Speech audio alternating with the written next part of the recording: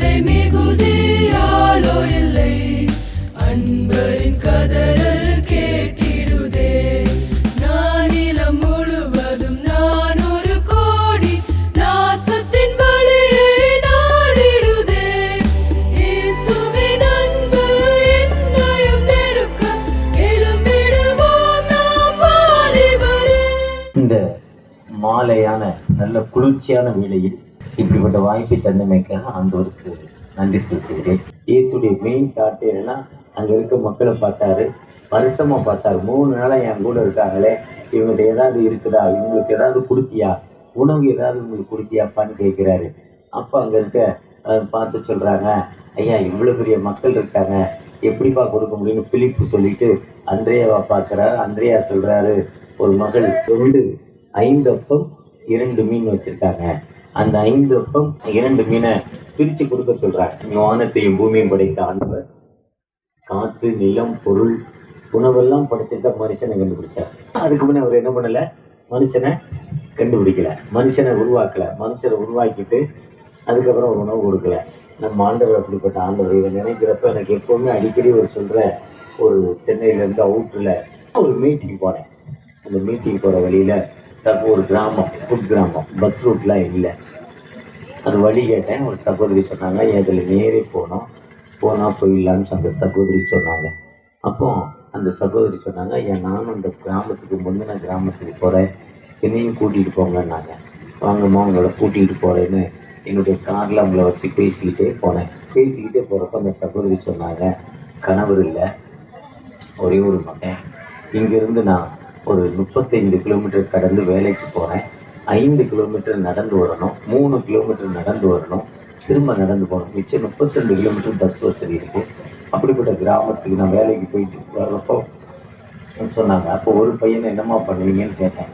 காலை உணவு கொடுத்துருவேன், மத்தியானம் பள்ளியில் சத்துணவு கொடுப்பாங்க, அந்த சத்துணவை என் மகன் சாப்பிட்டுட்டு மாலையில் அம்மா எப்போ வருவாங்கன்னு எதிர்பார்த்து கொண்டே இருப்பான். எப்போ வருவாங்கன்னு என்னை எதிர்பார்த்து கொண்டே இருப்பான்.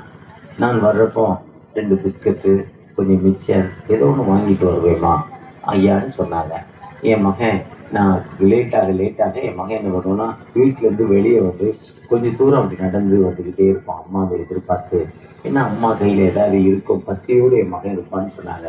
ஏன்னா நான் இங்கேருந்து ஒரு யார் கூடயாவது ஒரு பைக்கில் போகிறவங்க கூட லிஃப்ட்டு கேட்டு போனோம், ஆட்டோ போனால் ஷேர் ஆட்டோவில் போவேன், இல்லைன்னா பஸ் வசதி கிடையாதுயா, ஒன்றுமே வழி இல்லைன்னா நான் நடந்து தான் போகணும் இன்னும் சொன்னாங்க. அப்படி நடந்து தான் போகணுன்னு அந்த அம்மா சொன்னாங்க. அதை மாதிரி பேசிக்கிட்டே வருகிறப்போ அந்த அம்மா அந்த என் காரை விட்டு இறங்கி என் காரில் வரப்பே சொல்கிறாங்க, அந்த குழந்தையானது மேற்கிலிருந்து கிழக்கு நோக்கி நடந்து வந்து கொண்டிருக்கேன், அம்மாவை தேடி மெதுவாங்க. இதே மாதிரி தான் நம்ம நம்முடைய தகப்பனை நோக்கி பார்த்து கொண்டிருக்கோம்.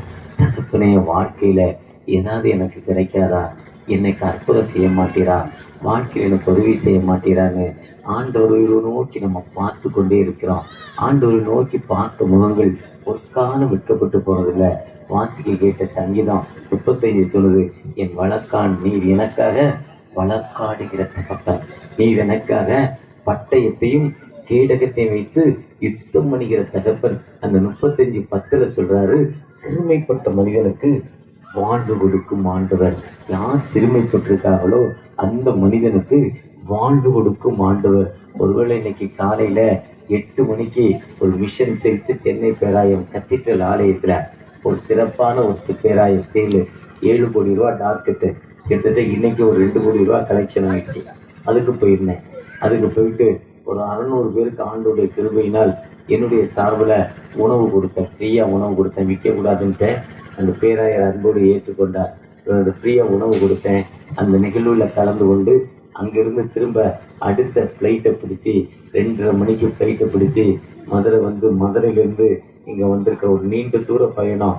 ஆனால் இதே வாழ்வில் எனக்கு எப்படிப்பட்ட ஒரு 60 ஆண்டு, என்னுடைய வயது 64, ஒரு 55 ஆண்டுகளுக்கு முன்னால் பார்த்தீங்கன்னா எனக்கு போடுறதுக்கு ட்ரௌசர் இல்லை, போடுறதுக்கு சட்டை இல்லை, சாப்பிட உணவு இல்லை, பின்தங்கின நிலைமை ஏதாவது இருக்குமா?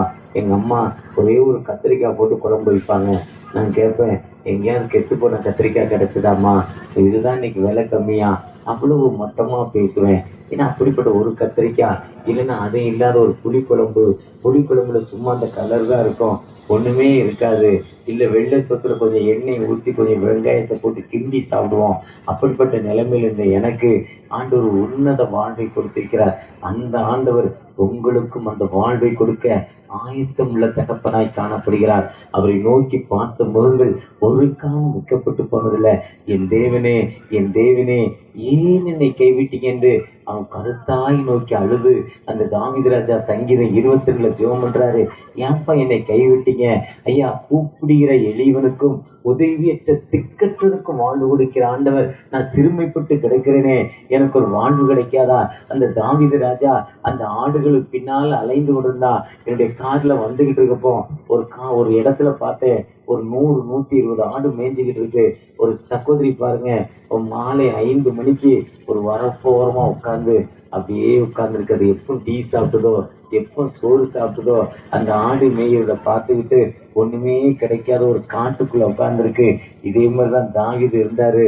ஒண்ணுமே இல்லாம ஆட்டுக்கு பின்னால இருந்தாரு.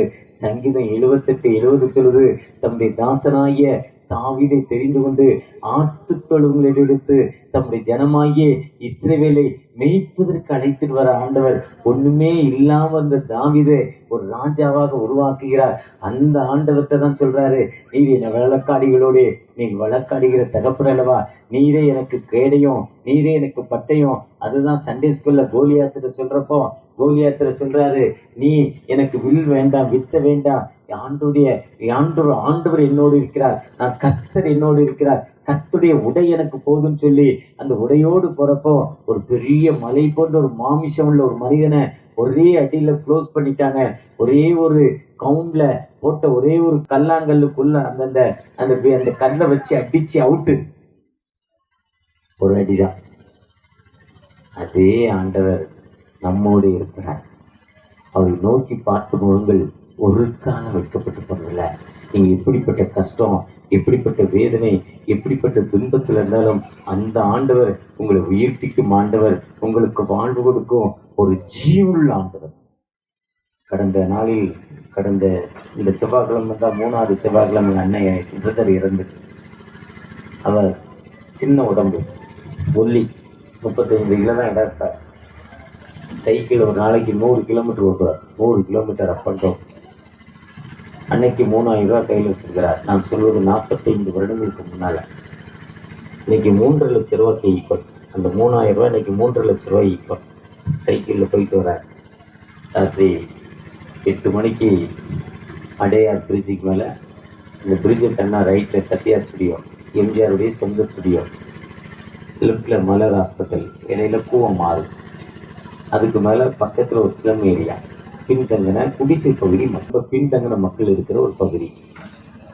7:30-8 மணிக்கு சைக்கிளில் வர திடீர்னு ஒரு பெண் வந்து சைக்கிளில் குறுக்க விழுது. சைக்கிளில் கீழே குறுக்க விழுந்தோடனே, அன்னைக்கு சைக்கிள் தான் பெரிய வாகனம். சைக்கிள் ஒரு வீட்டில் இருந்தாலே பெரிய விஷயம். ஐயோ கால் உடைஞ்சிட்டு நம்ம கத்துது. ஒரு 10-20 பேர் வர்றாங்க. 20 பேர் வந்து அவரை தொந்தரவு பண்ணுறாங்க. கையில் இருக்க காசை கொடுங்கன்னு நினைக்கிறேன். ரொம்ப சின்ன உடம்புங்கிறதால என்ன செய்யணும்னு தெரியல. அந்த 3000 ரூபாய் கொண்டு வந்தால் தான் அடுத்த நாள் கதை ஓடும், இல்லை கதை ஓடாது, கம்பெனி ஓடும். மெட்டீரியல் வாங்கி வேலை செய்யலாம். இப்போ 3000 ரூபாய் பிடுங்குற கண்டிஷன். கண்ணீரோடு தன் தகப்பனை நோக்கி பார்க்கிறேன், தகப்பனே எனக்கு விடுதலை கொடுங்க. அந்த தன் கண்களை ஏக்கி வானத்தை நோக்கி பார்க்கிறேன். அந்த நேரத்தில் இன்னொருத்தர் சைக்கிள் ஒரு மிட்டாயாவரி வர்றாரு. அவர் வந்து என்ன ஆச்சுங்க, என்ன நடந்து உங்களுக்கு, அந்த கால் உடைந்ததுன்னு அந்த அழுத பெண், அவருக்கு சப்போர்ட் ஆள் வந்துருச்சுன்னு அந்த அம்மா அந்த எழுந்து நின்று நடந்து உள்ள போயிடுச்சு. பக்கத்தில் தெருவில் சந்துக்குள்ள போயிடுச்சு. அடிக்க வந்தவங்களாம் போயிட்டாங்க. ஒரே ஒரு செகண்டு, அந்த ஒரு செகண்ட்ல அவர் கையில் இருக்க காசுலாம் அவரை விட்டு போகுது.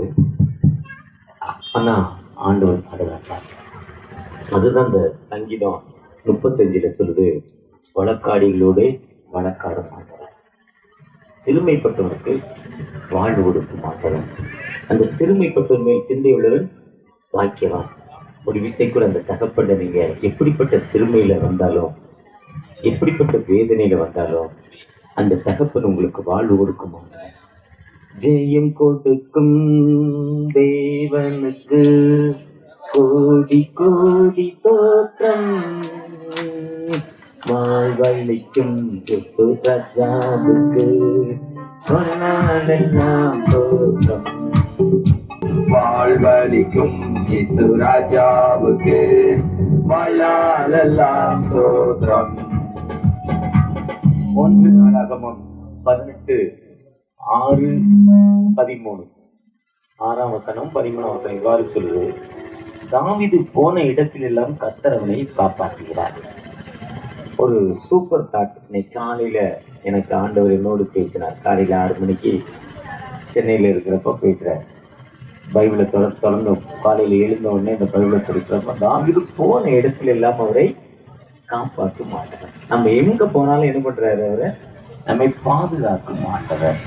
நம்மோடு கடந்து வந்து நமக்கு விடுதலை கொடுக்க மாட்டார். அதை பேஸ் பண்றப்பதான் சங்கீதம் 35 கர்த்தாவே நீ என் வழக்காளியுடைய வழக்காளி. நமக்கு விரோதமாய் உனக்கு விரோதமாய் உருவாக்கப்படும் எந்தவித ஆயுதமும்,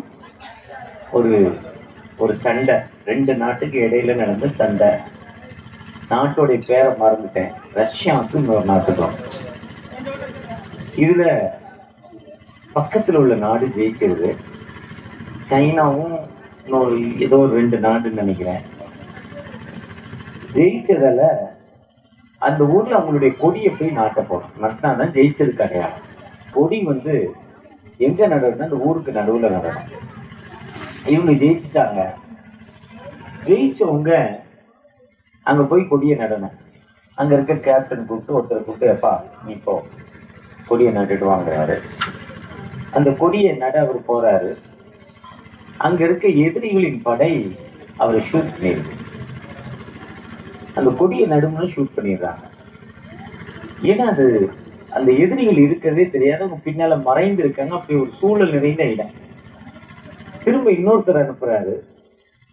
அவரும் போறாரு. அவரையும் ஷூட் பண்ணிட்டாங்க. 3வது ஒருத்தர் அனுப்புறாரு. அவரையும் ஷூட் பண்ணிட்டாங்க. 3 பேர் போய் 3 பேரும் சில 10 நிமிடங்களுக்குள் 3 பேர் மரித்து போனார்கள். இப்பொழுது என்ன செய்வதுன்னு தெரியல. அந்த கேப்டன் மேல ஒரு தம்பி ரொம்ப நம்பிக்கையா இருப்பாரு. அவரை கூப்பிட்டு, எப்பா நீ போனாரு.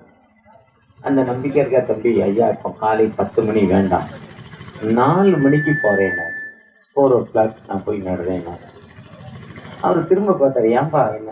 ஐயா தோத்துறோம், என்னை மன்னிச்சிருங்க, 4 மணிக்கு நான் வெற்றியோடு அந்த கொடியை நட்டிட்டு இங்க திரும்ப வர்றேன்னு சொன்னார். அப்ப இந்த கேப்டன் அவர் இஷ்டத்துக்கு போய், ஏன்னா இப்பதான் 3 பேர் செத்துருக்காங்க, ஃப்ரெஷ்ஷா செத்துருக்காங்க, ரத்தம் போய்கிட்டு இருக்கு, கீழே கிடக்குறாங்க, செத்து ஃப்ரீயா 3 அப்போ என்ன செய்யுதுன்னு தெரியல. சரிப்பா 4 மணிக்கு போலான்னு வந்துட்டாரு. 4 மணிக்கு சரியாக அந்த மனிதர் கொடியை எடுத்துட்டு போறாரு. அந்த இடத்துல கொடியை நடுறாரு. எதிரிகள் ஷூட் பண்ணிக்கிட்டே இருக்காங்க. ஏகே அடிச்சுக்கிட்டே இருக்கிறார். ஆனா இவர் தைரியமா போறாரு, கொடியை நடுறாரு, திரும்ப தைரியமா உயிரோடு வந்து விட்டார். இப்ப வெற்றி பெற்றாச்சு. அப்ப கேட்கிறாரு, என்னப்பா நடந்துச்சு? காலையில போச்சோன்னே முடியாதுன்ற, 4 மணிக்கு போறியே எப்படின்னு கேட்டேன். அவர் சொன்னாரு, இந்த நாட்டுக்கு சண்டை நடக்கிறது நினைச்சுன்னா எங்க அம்மா என்னை மிலிட்ரிக்கு அனுப்புனாங்க. மிலிட்ரிக்கு அனுப்புறப்போ சொன்னாங்க, எப்பா உனக்காக 4 to 5 வரை நான் ஜெபித்துக் கொண்டிருக்கேன்.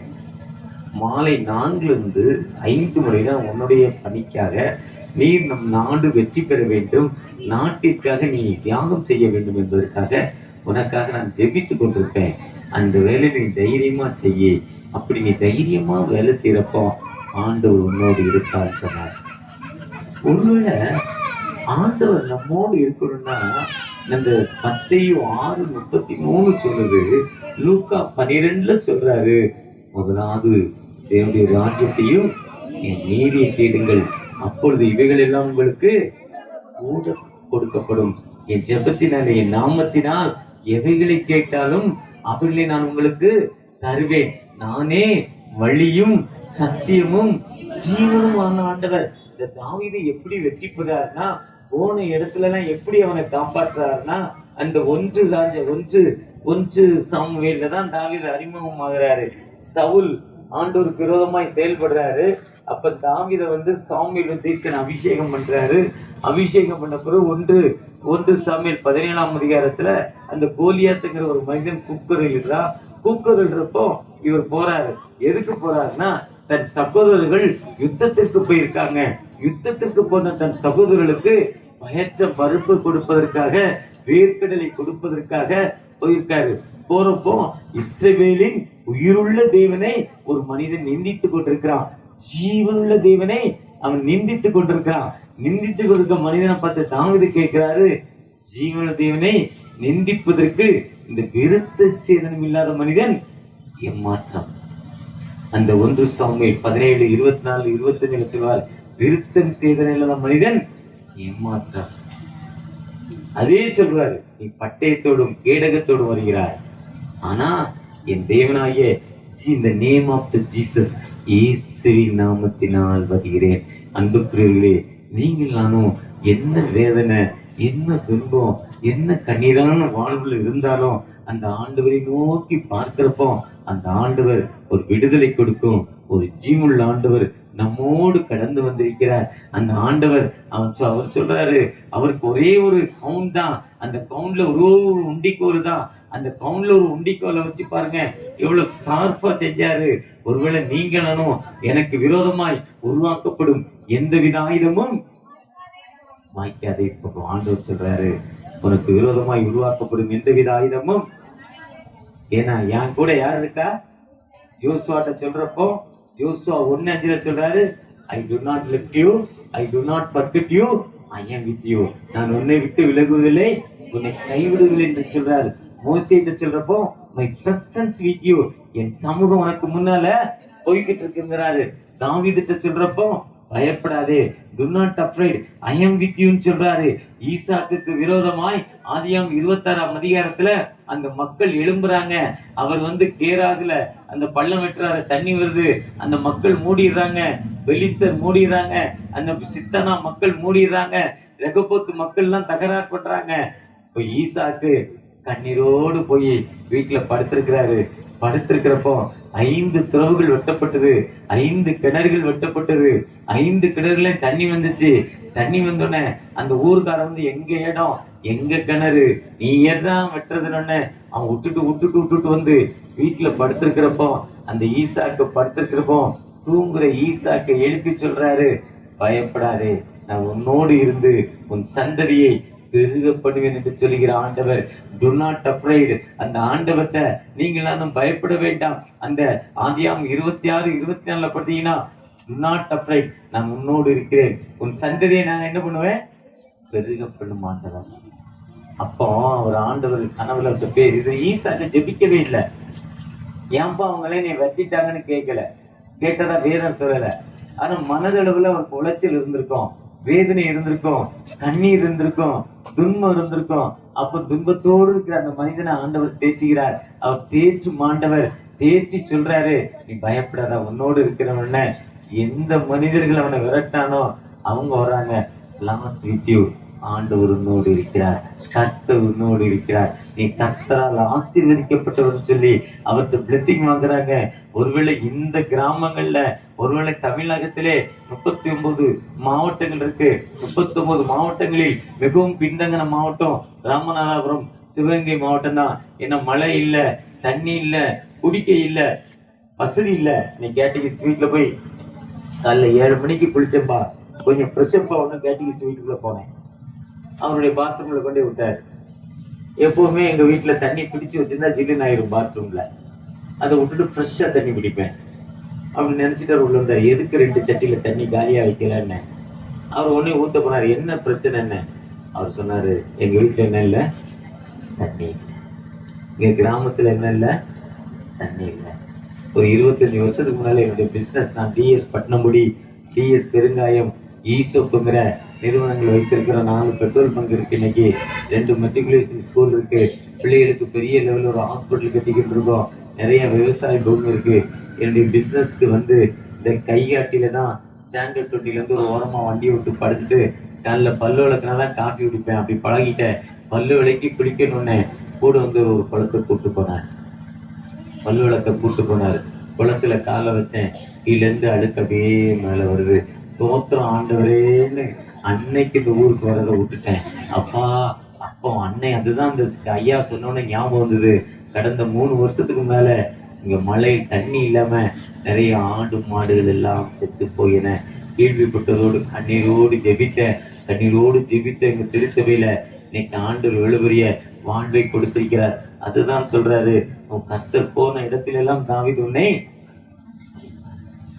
நம்ம எங்க போனாலும் என்ன பண்ணுவாரு, எங்க கிராமம் பங்களா சுரண்டை, கீழ சுரண்டை பக்கத்துல எங்களுடைய கிராமம் பரமன்றாபுரம். டாக்டர் டிஜிஎஸ் தினகரனுடைய சொந்த கிராமம். அது பக்கத்து கிராமம் எங்களுடைய கிராமம். அங்க கொஞ்சம் இடம் வாங்கினோம் விவசாயத்துக்கு. இதே மாதிரி காலம் தண்ணி இல்லை, கிணத்துல தண்ணி இல்லை, குளத்துல தண்ணி இல்லை, போர்ல தண்ணி இல்லை. 5 போர் போட்டார். 5 போர் போட்டும் தண்ணி வரல. விசிட்டுக்காக சென்னையிலேருந்து அங்கே போயிருந்தேன். அங்கே அதை பார்க்கும் அன்பு சகோதரர் 5 இடத்துல போர் போட்டு காட்டியிருக்கிறார். கிட்டத்தட்ட 5 லட்சம் ரூபா செலவு பண்ணியிருக்கார். அது சொல்வது ஒரு 8 ஆண்டுகளுக்கு முன்னால நினைக்கிறேன், 7-8 ஆண்டுகளுக்கு முன்னால. கிட்ட 600 அடி தண்ணி போட்டுருக்கோம். 600 ஃபீட். எதிரில் ஒரு இடத்துல போர் போட்டு குடிக்கிறதுக்கு தண்ணி லாரியில விற்கிறாங்க. அப்போ ஆண்டவர்கிட்ட கேட்டேன், தகப்பனே அந்த இடத்துல தண்ணி இருக்கு, எங்களுக்கு ஏன் தண்ணி இல்லைன்னு கேட்டேன். நான் அப்படி அந்த ஜோம் பண்ணிக்கிட்டே இருக்கும், ஞாபகம் வந்தது. நம்ம IMS இந்திய மிஷனரி சங்கத்துல நேஷனல் பிரசிடென்ட். அங்க ஒரு சகோதரர் தண்ணிக்கு ஜோம் பண்றவர். அங்கிருந்தே அவருக்கு ஃபோன் பண்ணேன், ஐயா நீங்க சொல்லுங்க உடனே வரையினார் என் கிராமத்துக்கு. உடனே கிளம்பி சென்னையிலேருந்து அந்த கிராமத்துக்கு வந்துட்டார். அடுத்த நாள் அவரும் ஒரு இடத்துல 4 இடத்துல செக் பண்றாரு. ஒரு இடத்துல போர் போடுறாரு. 550 அடி ஆழம் போயிட்டார். எவ்வளவு? திரும்ப என்ன ஒரு 50 அடி, திரும்ப 600 அடி போயிட்டார். தண்ணி இல்லை. அப்போ அந்த போர் பக்கத்துல இந்த போர் வண்டி ஓடிக்கிட்டு இருக்கு, சத்தம் கேட்குது. நான் சென்னையில இருக்கிறப்போ ஃபோன் பண்ணி சொல்றாரு, ஐயா இவ்வளவு தூரம் போயிட்டேன், 600 அடி போயிட்டையா, தண்ணி இல்லை, என்ன செய்யறது தெரியல. நான் கேட்டேன் அந்த ஊழியக்கார்ட்ட, ஐயா என்ன செய்யுது நீங்க சொல்லுங்கன்னு கேட்டேன்.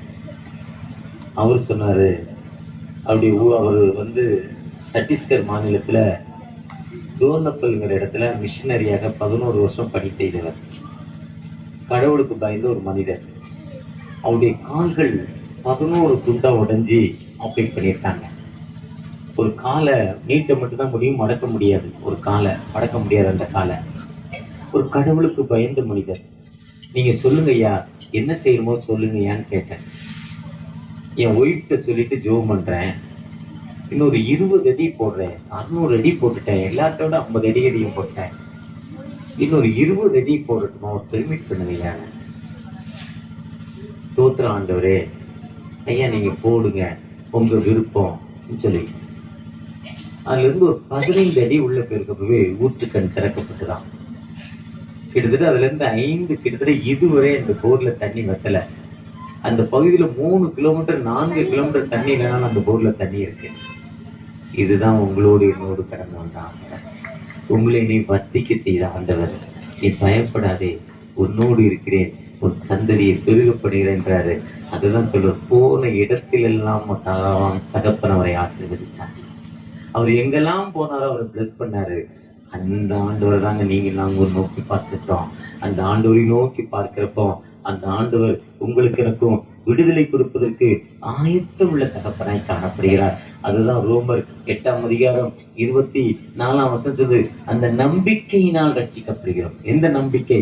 ஆண்டவர்கிட்ட நாம நம்பப்படுகிறோம். நம்பி காணப்படுகிறது நம்பிக்கையில. காணப்படாமல் நம்ம ஆண்டவரை நோக்கி பார்க்கிறப்போ ஆண்டவர் விடுதலை கொடுக்கும் ஆண்டவர். அதுதான் அந்த எபிரேயர் 11 விசுவாசம் என்பது நம்பப்படுகிற உறுதியும் காணப்படாத விசுவாசம், ஆபிரகாம் தேவனை விசுவாசித்தான், அது அவனுக்கு நீதியாக எண்ணப்பட்டது.